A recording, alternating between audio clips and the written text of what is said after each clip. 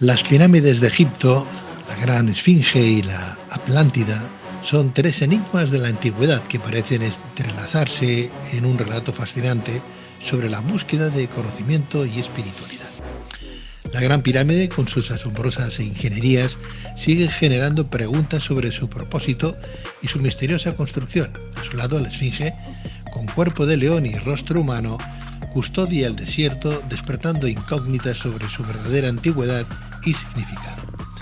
Asimismo, la leyenda de la Atlántida, envuelta en mitos y cataclismos, también parece resonar en Egipto, donde algunos investigadores encuentran posibles conexiones ocultas entre ambas culturas. Pero, ¿cuáles son esas conexiones? ¿Por qué se levantó la Gran Esfinge? ¿Oculta un mensaje en su orientación o en su forma? ¿Qué revelaciones matemáticas y astronómicas se esconden en las dimensiones de la Gran Pirámide? Bien, pues para responder a estas y otras cuestiones tenemos con nosotros al doctor Miguel Pérez Sánchez Pla, arquitecto, poeta, egiptólogo, profesor de ETSAP y autor, entre otras obras, de la Gran Pirámide, clave secreta del pasado, y el enigma de la Esfinge y el código de las tres pirámides. Doctor Miguel Pérez Sánchez Pla, muy buenas noches. Hola, buenas noches. Bienvenido. Pedro, ¿cómo estás? Muy bien, gracias. Un placer tenerte nuevamente en nuestra casa, que es la tuya. Muchas gracias. Yo digo ETSAP, ¿pero qué es exactamente? Escuela Técnica Superior de Arquitectura de Barcelona. Muy bien, estupendo. Las siglas, ¿no? Está muy bien, está bien. Bueno, ya estamos de nuevo aquí. Y vamos a hablar hoy ya no de la Gran Pirámide, sino también de la Esfinge, Sí. que también tiene su enjundia, ¿no? Sin duda. Sin duda. Sin duda. Tú has hecho una tesis sobre la Gran Pirámide, Sí. Has descubierto dónde está la Atlántida. Bien, hasta que no lo encuentre no lo puedo decir con total, con total ¿Seguridad? certeza y seguridad, Sí. pero lo que sí que es cierto es que tengo muchísimos datos que convergen en el mismo punto, sí. Y hemos intentado incluso hasta buscar algún que otro patrocinador para poder desplegar velas, ¿no? Sobre eso estamos trabajando, sí, claro. Para ver, según tus datos, el enclave de la Atlántida está en una situación muy concreta y lo único que falta es poder encontrar ese patrocinador que diga, pues sí, me fío en lo que dice este buen doctor y a ver qué es lo que pasa, ¿no? Así es, en principio así es, sí. Sí, sí. De hecho, hace bastantes años que sé dónde está. De hecho, tenía recursos propios para ir a buscarla, pero vino el cataclismo económico de 2008 Sí. y lo imposibilitó. Pero ahí estamos. Bueno, pues ojalá lo encuentres ese patrocinador y alguien que nos esté escuchando a día de hoy que diga, bueno, pues adelante, porque yo tengo la fortuna o la fortaleza de poder disponer de esas cantidades. No hablamos de mucho dinero, por cierto, ¿no? Depende. ¿Has mirado de hacer crowdfunding? ¿Sí? ¿Lo has mirado? Bueno, es una opción que en algún momento hemos barajado, pero lo que ocurre es que en España es difícil levantar cantidades mínimamente importantes a través de crowdfunding. Si fuera en Estados Unidos, sí, pero claro, Estados Unidos tiene otra reglamentación, otras leyes que nosotros desconocemos y aquí no nos hemos podido adentrar, ¿no? Pero muchos, pero con poquita cosa, hacen una gran pirámide. No, con poquita cosa. Sí. Estuvieron 17 años trabajando, Sí. miles de trabajadores y todo el Estado egipcio de la cuarta dinastía detrás, ¿no? Entonces, a ver, esta expedición lo que requeriría es de una cantidad que como mínimo rondase el millón de euros. Como mínimo. Bueno, como mínimo, tal vez podríamos mejorarlo. Pero también hay una posibilidad mucho más importante, que es un gran programa cultural, porque tenemos documentación para hacer, o sea, como sabes, son 5 libros los que tengo escritos. 4 se han trabajado conjuntamente y no están todavía publicados, todavía estoy revisando el cuarto.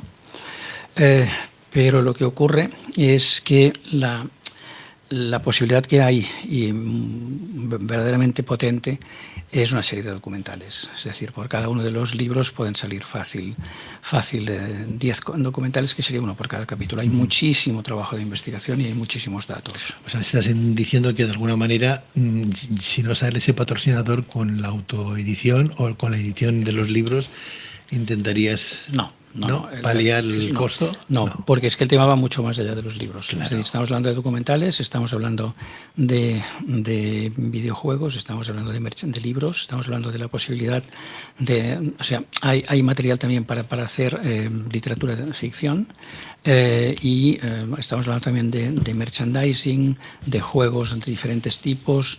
Es decir, es un programa global empresarial, un business plan que puede dar muchísimo juego, pero claro, ahí estaríamos hablando de cantidades más importantes. No obstante, podríamos estar hablando de 10-12 millones de euros, pero con la mitad del tiempo previsto, que estarían 5 o 6 años, ya se recuperaría la cantidad invertida, que podría ser, como digo, la mitad de la cantidad de la que hablo, y entonces ya se podría, todo lo demás ya vendría como ganancias, ¿no? Eso incluso haciendo la hipótesis de que no la encontrásemos, cosa que dudo mucho, porque tengo muchos datos cruzados que me la sitúan exactamente. Pero tú sabes dónde está. Sí, claro. Sí. Entonces, ¿esos datos cruzados qué son? Vamos a ver. Mira, los antiguos trabajaban en el antiguo Egipto ahora, que es el primer tema que empecé a trabajar. Estaban trabajando con las ciencias y cruzadas, es decir, estaban trabajando desde el punto de vista multidisciplinar, quiero decir. Es decir, estaban trabajando desde las matemáticas, desde la geometría, desde la astronomía, desde la geodesia. Los antiguos, los sabios antiguos conocían esta posición, al menos algunos de ellos. Y los arquitectos que construyeron algunos de los principales edificios de la antigüedad hacen referencias a esa posición a través de la geometría. Es decir, imagínate un templo que tiene 2 columnas que son especialmente importantes, sea desde el punto de vista posicional, sea porque tienen marcas, sea por las razones que sean. Tomamos la distancia entre estas 2 columnas. Imagínate, le llamamos distancia D. Bien, imagínate que tú repites esa distancia 1000 veces y la alineación de esas 2 columnas te lleva al centro de la Atlántida. Con lo cual, estarían demostrando a través de números absolutamente reconocibles cuál es la posición de la ciudad. Y eso pasa en bastantes edificios. Por tanto, es muy raro de que suceda, de que se repita una y otra vez lo mismo. O sea que equivocado no estás. Yo creo que no. Pues sería un descubrimiento a nivel mundial muy importante, con ese merchandising que tú bien dices después a continuación, de todo lo que vendría, ¿no? Porque claro... A ver, para cualquier empresa de nivel internacional es una inversión muy pequeña y en cambio las ganancias serían extraordinarias. Fíjate el salto que años atrás hizo Baumgartner, que saltó desde no sé cuántos kilómetros de altura y que Red Bull le financió. La recuperación que hizo respecto de la financiación, que había representado subir este señor a unas alturas de no sé cuántos kilómetros, el hecho de este salto fue, digamos, retransmitido por las televisiones de todo el mundo y la recuperación de capital fue muy superior a la inversión realizada. Es decir, quien financiase esta expedición, el retorno no solamente estaría garantizado, sino que las ganancias serían muy importantes a partir del momento en el que la encontrásemos. Bueno, la publicidad a nivel mundial sería tremenda. Sí, claro. Sería tremenda, ¿no? Así es. Qué lástima, ¿no? Que tengamos el conocimiento de dónde está la Atlántida y que no salga nadie, ningún patrocinador fuerte, importante, como para decir, adelante, porque tú no eres una persona desconocida, no eres una persona que no tengas unos estudios, una preparación, sino eres doctor, con lo cual y además con una tesis importante, eres arquitecto, quiero decir que, y además tienes un trabajo, hay que leerse, ¿no? Tu trabajo para darse cuenta que esto no es alguien que dices un copia y pega. No, es un trabajo de investigación de 22 años. 22 años. 22 años, sí. En el que lo primero que hice para mi tesis doctoral fue reconstruir la forma original de la Gran Pirámide a nivel informático, cosa que no se había hecho nunca. Y lo sorprendente es que la Gran Pirámide nos da certificados de su propia reconstrucción. ¿Cómo? Pues mira, de entrada, a ver, para ponerlo un poco en contexto, porque aunque ya hablamos en el programa anterior de la Gran Pirámide, yo creo que es importante hacer esta introducción. Vamos a ver. Los arquitectos tendemos a dibujarlo todo. Entonces introduje los datos que tenía a mi alcance dentro del ordenador y empecé a dibujar la Gran Pirámide. La Gran Pirámide tiene un zócalo de un codo real de altura. El codo real son 52,36 centímetros, es una medida de estas características. Y resulta que es muy raro encontrar un monumento que te dé la unidad de medida. Y en este caso la Gran Pirámide nos daba la unidad de medida. Eso significaba que sus arquitectos eran perfectamente conscientes de que en el futuro sería un monumento a estudiar, que vendrían investigadores que querrían estudiar ese monumento. Pues bien, resulta ser que cuando le pido al monumento, después de diversos trabajos y de incorporar elementos novedosos en el mismo diseño del monumento, le pido qué superficie tiene, me dice 314.159,27 codos reales cuadrados. Eso son 100.000 veces el número pi. Claro, pero con 7 cifras decimales. Estamos en el año menos 2530 a.C. Pero resulta ser que hasta el más 1500 no se consigue este nivel de precisión de 7 decimales del número pi. Es decir, los arquitectos del antiguo Egipto, los diseñadores de la Gran Pirámide, se anticiparon en 4.000 años, a la definición matemática del número pi. Entonces, claro, este hecho era toda una revolución, y sobre todo era toda una revolución porque era muy difícil de imaginar que estos señores tuvieran este conocimiento cuando resulta que Arquímedes, que de los sabios griegos es el que más se acerca a pi, lo define no como el 3,14,16 que nos enseñan en la escuela, sino como el 3,14,08, entre 3,14,08 y 3,14,29. Por tanto, el tercer decimal, Arquímedes ya no lo sabe definir. Y estos señores nos llegan a definir hasta 7 decimales. Entonces, esta es la primera gran sorpresa respecto de la Gran Pirámide. Pero hay otras más. Hay otra que es conmovedora y que es la latitud de la Gran Pirámide. La latitud de la Gran Pirámide siempre había llamado la atención desde la antigüedad, que se hallaba cerca de 30 grados de latitud norte. Y claro, razonablemente pensaron, bueno, intentaron ponerla en 30 grados, igual se veían dónde estaba el Ecuador, pero se equivocaron ya un poquito. Bueno, pues resulta que no, que está a 29,9792458 grados. Y resulta que 299,792,458 kilómetros por segundo es la velocidad de la luz. Sí.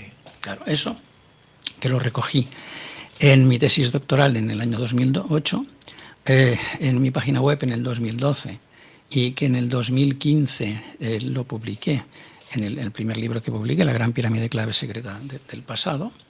Esto fue recogido, creo que fue en 2018, por el canal Historia. Bueno, sí, sin citarme, cosa que es bastante habitual. ¿Qué te quiero decir con esto? Que es un descubrimiento que rompe absolutamente todos los esquemas mentales que teníamos. Si fuera este solo, el de la latitud de la Gran Pirámide, diría, mira, tal vez sí que sea una casualidad. Pero ¿qué ocurre? Que ellos, a través del diseño de la Gran Pirámide, demostraron de que hay diferentes niveles en los cuales este número se vuelve a repetir. Con lo cual nos están diciendo, oiga, mire, no es una casualidad, sino que usted puede conseguir la velocidad de la luz así, así, así y así. Pero señores, es que nosotros no hemos conseguido calcular la velocidad de la luz hasta 1920. Y estos señores, estamos hablando del 2530 a.C. Estamos hablando de 4.450 años antes. Entonces, todo esto me llevó a una conjetura. Vamos a ver.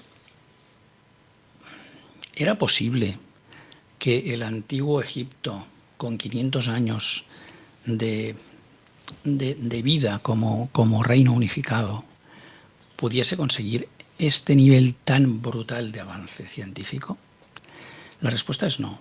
Pero es que además hay cosas que de alguna manera sorprenden todavía más.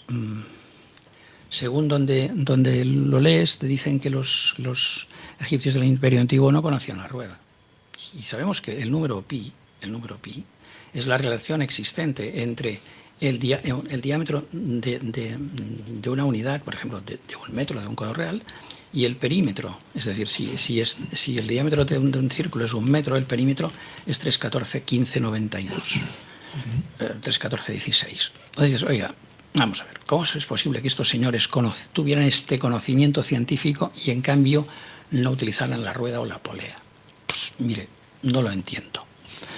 Y claro, el paso siguiente también fue decir, vamos a ver, estos señores además, ¿qué tecnología tenían? Porque es que en Giza, en la Gran Pirámide, concretamente en Giza, hay bloques perfectamente tallados de 100, 200 y hay uno de 400 toneladas.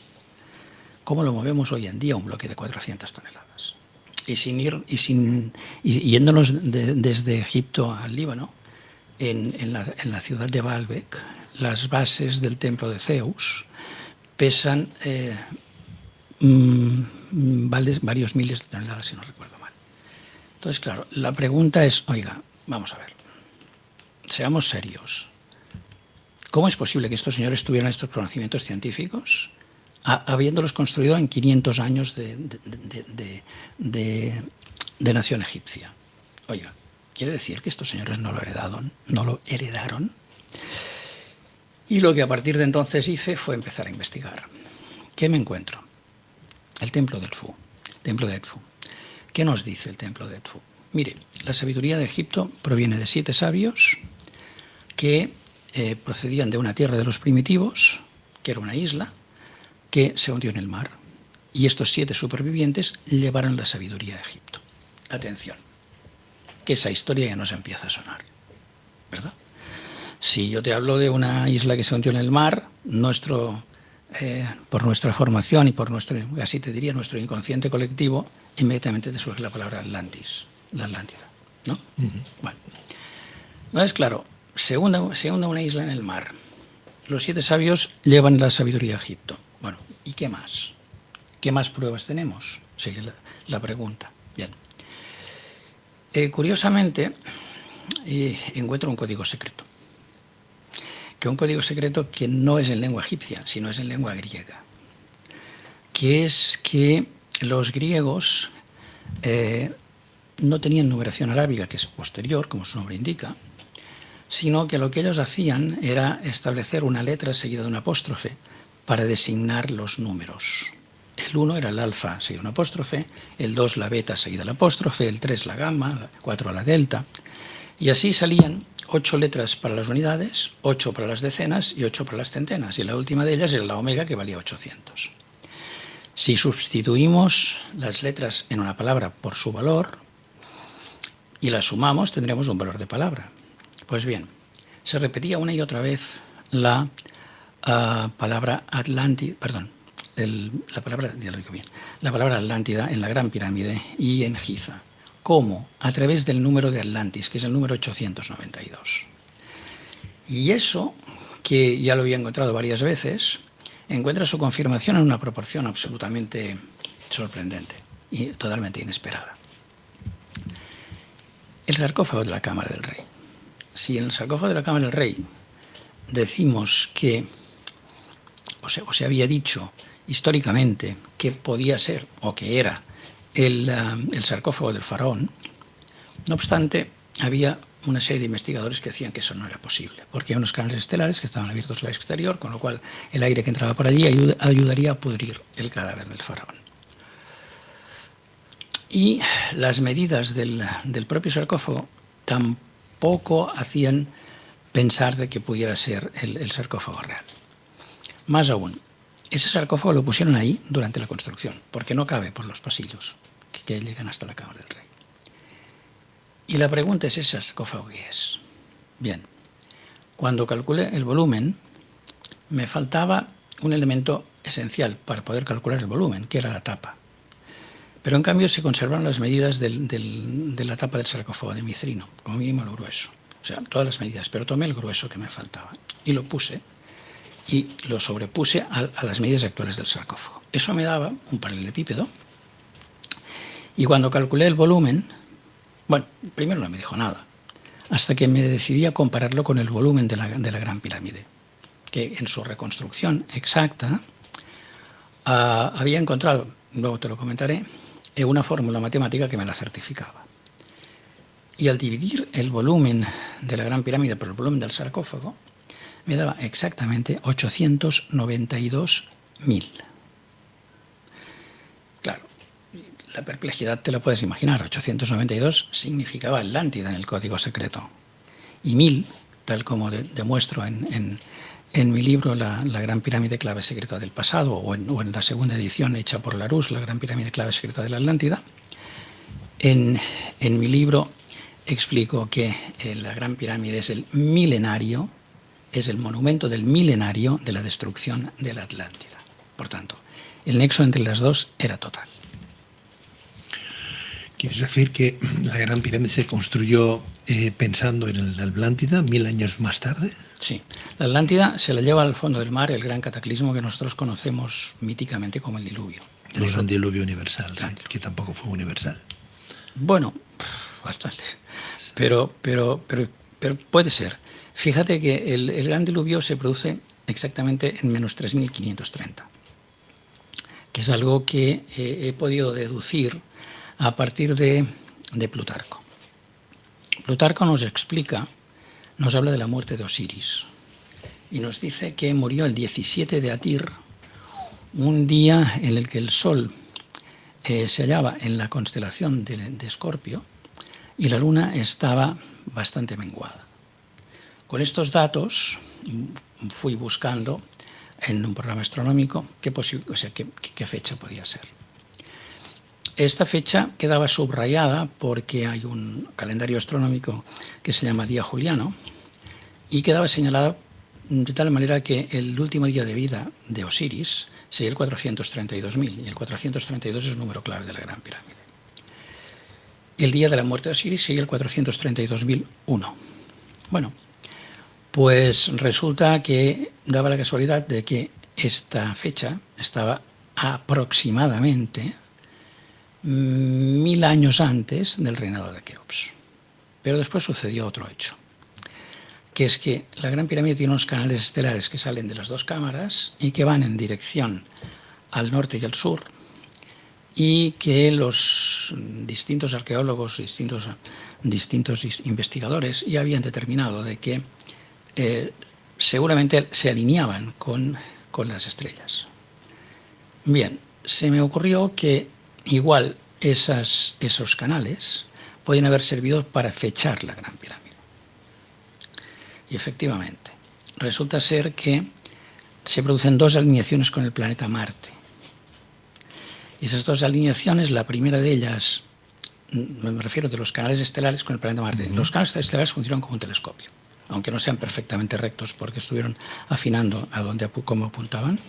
El último tramo recto, imagínate que pusieras un ojo debajo y esperases el paso de Marte y allí marcases la fecha en el que tú ves Marte a través de ese canal telescopio, entre comillas, lo del telescopio, ¿vale? Entonces, a partir de ahí, ¿qué me encuentro?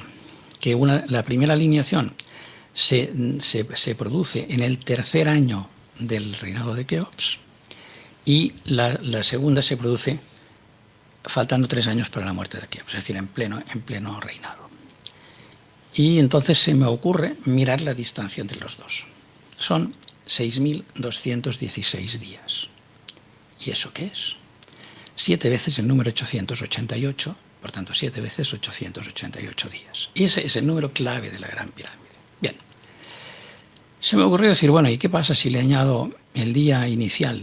Que los egipcios hacían una ceremonia del tensado de la cuerda, que venía el faraón y marcaba los límites del monumento, tensando cuerdas, y el día final, el día de la inauguración, le añado 2 días más. Entonces me pasa de ser de 6.216 a 6.218.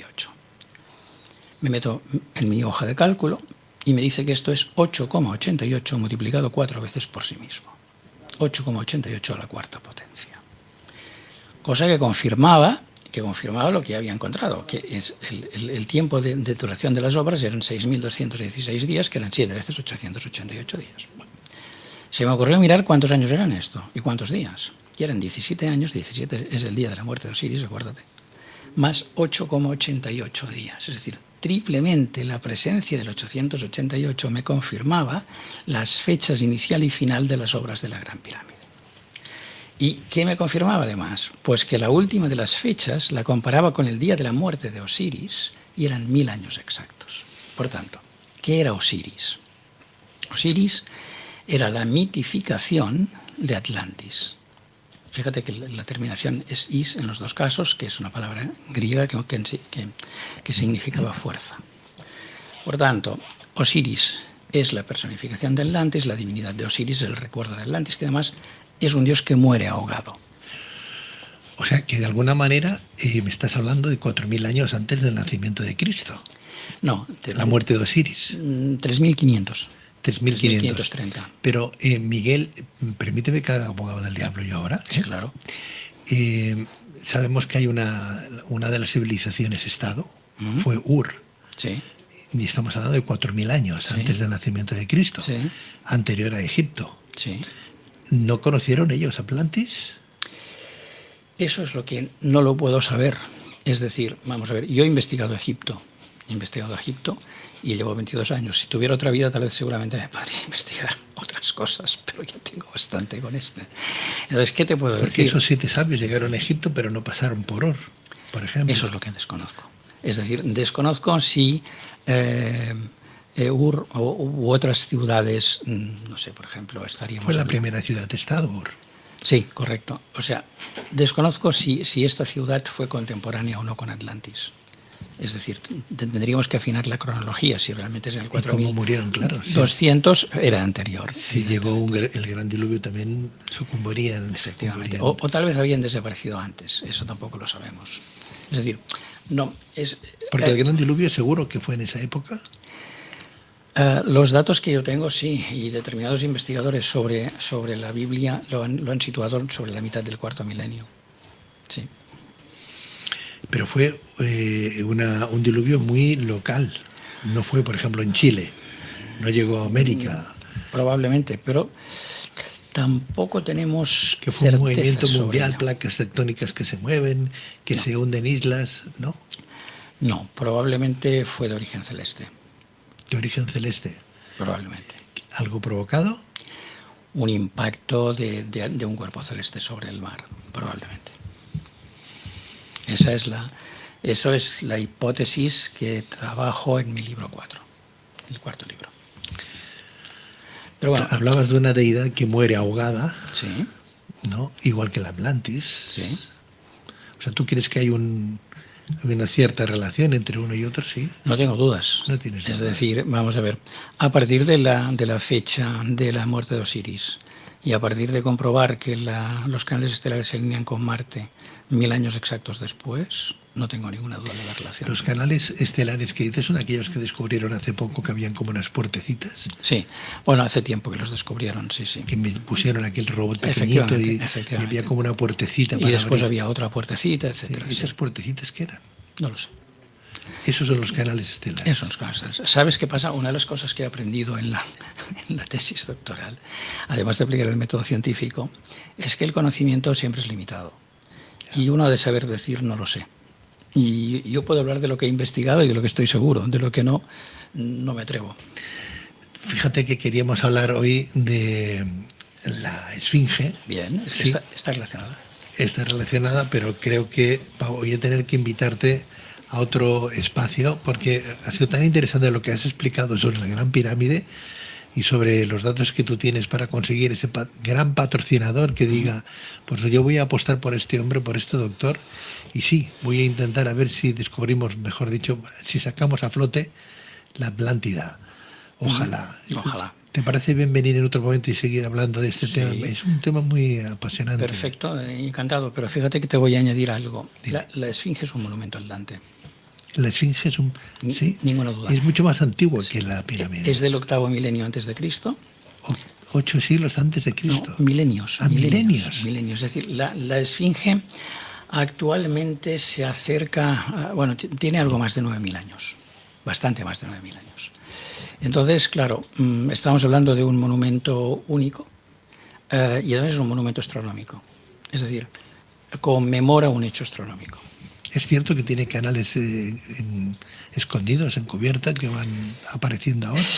Algo ha aparecido, pero nada suficientemente revelador. ¿Y qué significaría ese monumento? Pues es una proyección de la constelación del León sobre la Tierra, ninguna duda. Le cambiaron la cabeza, ¿no? Le pusieron... Sí. Inicialmente era un gran león, pero lo que ocurrió es que Si os fijáis, el desgaste del cuerpo de la esfinge es muy superior al desgaste de la pirámide. Esto ya lo había determinado el geólogo norteamericano Robert Schoch de la Universidad de Boston, que más o menos la situaba en el 5000, entre el 5 y el 7000 a.C., o sea, que lo acertó. ¿Por qué? Representa un periodo de lluvias muy superior, pero es que además hay otro hecho. La esfinge está excavada, con lo cual a la que sopla el simún, el viento del desierto, arrastra la arena y termina por cubrir el cuerpo de la esfinge, solo deja la cabeza fuera. Claro, la cabeza estaba muchísimo más expuesta, de tal manera que la cabeza del león, pues 4.000 o 4.500 años más tarde, o 5.000 años más tarde, lo que debería terminar siendo es un muñón. Entonces, ahí debieron esculpir la cara de un faraón que no se sabe quién es, aunque se habla que podía ser Kefren, cosa que es probable, pero eso no significa que la esfinge fuera esculpida por Kefren. Es más, cuando se hace el proyecto de Giza, que esa es otra novedad, que yo creo que bueno, es una de las grandes novedades que expongo en el segundo libro, es decir, las tres pirámides no responden a un capricho. Las tres pirámides son un proyecto de urbanismo funerario basado en las leyes de las matemáticas y de la geometría, perfectamente encajados entre ellos, y que además, atención, toman la esfinge Atlante de referencia. ¿Y por qué digo que es Atlante? Porque el número 892 es una constante en la esfinge y también el número 888, que son los dos números claves. El 892 era el número de la Atlántida y el 888 era el número de su dios único primigenio. No obstante, en las pirámides no se encontraron ningún cadáver, Bueno, es que es muy probable que sigan dentro. ¿Que sigan dentro? Claro, no tengo ninguna duda. En otra cámara, sí, todavía claro, por descubrir. Claro, y no lo digo yo solamente, ¿eh? El doctor Zahi Hawass, director del Museo Egipcio. Sí, el máximo representante de las antigüedades del Antiguo Egipto durante muchos años, el máximo directivo. El doctor Zahi Hawass últimamente también lo ha dicho. Es decir, y no tengo ninguna duda, incluso os diré más, me atrevo a decir que sé dónde está. Sí. ¿Por qué? Porque la geometría de la Gran Pirámide habla. Y la geometría de la Gran Pirámide te sitúa exactamente donde está el faraón. Y recientemente he grabado una serie de videopodcasts que se llama Redescubriendo nuestros orígenes, en uno de los cuales me brindo a colaborar con el gobierno egipcio para encontrar al faraón Keops en la Gran Pirámide, porque pienso una cosa. Si un faraón adolescente como Tutankamón fue enterrado con la riqueza que fue enterrado, ¿qué podemos encontrar en la cámara funeraria, la cámara sepulcral del faraón más importante de la cuarta dinastía y seguramente del que fue capaz de movilizar el Estado egipcio con mayor cantidad de recursos, que fue precisamente Jufu o Keops, como que lo conocemos como Keops? Entonces, hay datos más que sobrados desde el punto de vista geométrico y matemático para situar exactamente el faraón Keops y su posición. Y creo que hay hasta dos caminos de entrada para hallarlo. Es decir, mejor dicho, hay un camino de entrada, pero es que hay otra manera de confirmar dónde está la cámara. Miguel, pero no hay aparatos científicos, espectrómetros, no sé cómo se llaman, que pueden ver a través de las piedras si hay cámaras o no hay cámaras. Sí. Esto es fácil, ¿no? Entonces de averiguar. Salvo que lo pongan, es decir, si son capaces de enfocar hacia donde está ese hueco. A ver, se ha utilizado tecnología de muones, son proyecciones sobre el monumento, y antes se había utilizado a nivel de sonar. En los años 90, una universidad japonesa que se encontró con la rareza de que cada día le cambiaba la forma que recibía. Con lo cual llegaron a la conclusión de que podía haber en el interior de la Gran Pirámide algún tipo de generador de energía, que eso es una posibilidad.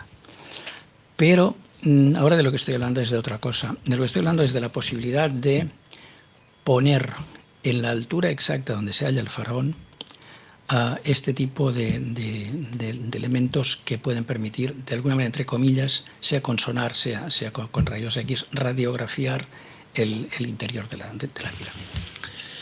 Doctor Miguel Pérez Sánchez Pla, yo te deseo todo lo mejor del mundo. Muchas gracias. Ya sabes que hace años que nos conocemos y te lo vengo diciendo siempre. Ojalá encuentres ese gran patrocinador o varios patrocinadores que nos ayuden a sacar a flote la Atlántida, esa isla llegada, vaya usted a saber, de esos elementos extraterrestres o no, a la Tierra, ¿no? A la Tierra, pero que desde luego fue en la Atlántida donde se instalaron, ¿no? Donde se instalaron. ¿Tú crees que sería gente de fuera? Mira, y no tengo datos. Es decir, a ver, hay algo que sí que es extraño, que es una civilización científica con mucho más avanzada de lo que nos pensábamos, pero no hay ningún dato que me pueda decir que venían de fuera. Solo hay algún elemento del que hablo en el 5º libro, que es una constante referencia a la estrella de Isis, a Sirio, la estrella más brillante del cielo. Y eso sí que me llama la atención, que es que permanentemente hay referencias a la estrella Sirio en las 3 pirámides de Giza. Los dogones la veían. Sí, era otro pueblo. Sí, Giraud, Marcel Giraud, el antropólogo francés, los investigó y decía que los dogones sabían. En 1960, cuando Alvan Clark, con un telescopio que le había regalado su padre, pudo ver la segunda estrella. Es que es una enana blanca hiperdensa. Pero claro, también se ha dicho que esa historia del antropólogo francés tenía que ver con una cierta contaminación cultural de los dogones. No lo sabemos. Pero lo que sí que es cierto es que ahí hay que investigar. Pues no pares, por favor. Bueno, por una cosa y después por la otra. Lo paro, pero la verdad es que... Miguel, muchas gracias. Pues gracias a ti, Pedro. Es un placer y ojalá de verdad te deseo todo lo mejor. Muchísimas gracias, muy amable. Gracias, muy buenas noches. Adiós, buenas noches. Adiós.